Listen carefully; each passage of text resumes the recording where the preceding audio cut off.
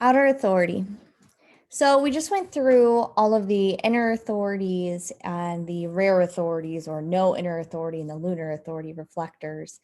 And I wanted to just make a short clip about outer authority because this is another type of authority in a word that we want to be familiar with. So we understand that we have our internal authority, and then our outer authority is what we can share with the world.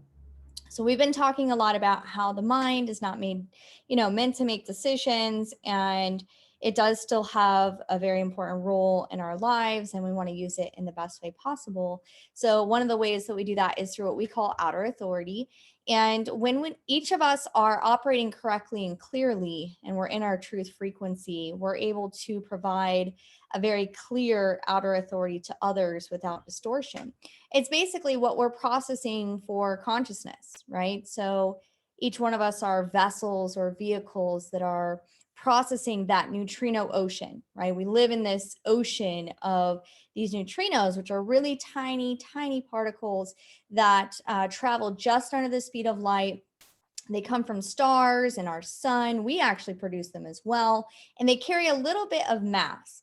So what that means is they carry a little bit of information with them. So you may have heard before, like, oh, we're made of stardust. Well, there is actually a little bit of science to that. But if we can imagine and understand that we live in this ocean of neutrino information that's constantly coming through us, from other people, from plants and animals and the stars and the planets and all of that, and know that as we learn to operate in our true alignment, that we're able to process that field correctly. And then what happens is our consciousness expands and we have more potential, and we can provide something very unique and clear.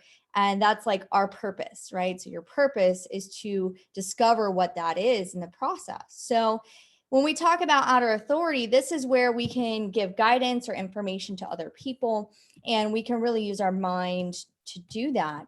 So you might hear that term as we go along, inner authority, outer authority, all of that. So we are going to be going into, in the following classes, the centers, and start diving deeper. Remember to always come back to your own strategy and authority and experiment with this, really implement it and see what it's showing you in your life. And this is what the mind is for that outer authority, and not to make our decisions. So I'm really curious to see everyone's feedback and to see what you're going to experience in your life. I know for myself and for many other people, it's quite life-changing, and it's an amazing place to be, to really witness your consciousness and to experience life on like a whole nother level. So thank you guys, and I will talk with you soon. Bye.